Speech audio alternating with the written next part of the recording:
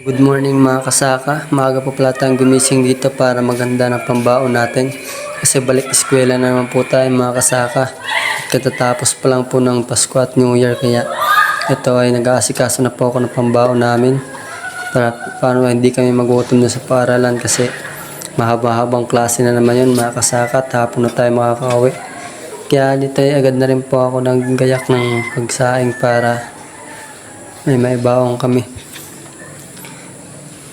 At dito nga pala mga kasakay, habang nagsasaing ako dyan ay eto, naglibang-libang muna ako magbuhat-buhat ng mga barbell para naman ay mag-init ang dugo natin.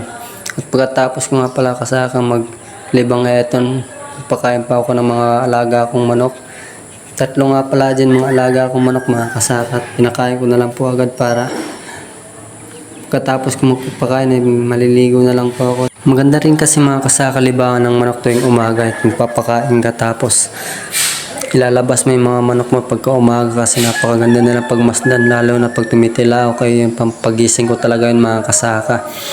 Kaya dito ay nag-aalaga talaga ako ng manok para kahit papano may libangan ako tuwing umaga o kaya pag walang pasok.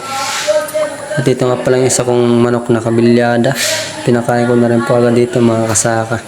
At pagkatapos ko nga po pagkain ay ito na po ay maliligo na po ako. Siyempre bibilis lang natin ang pagligo kasi tanghali na po kasi mga kasaka.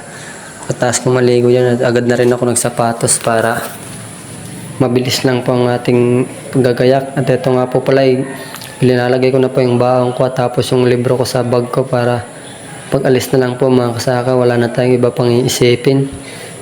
Kasi mahirap umalis nang hindi agad nagkakapagayak ng mga gamit na iiwan yung iba. Kaya dito ay sinigurado ko talaga yung mga gamit ko na dala ko na talaga mga kasaka kasi wala na pong magdadala ng mga gamit natin kapag naiwan natin.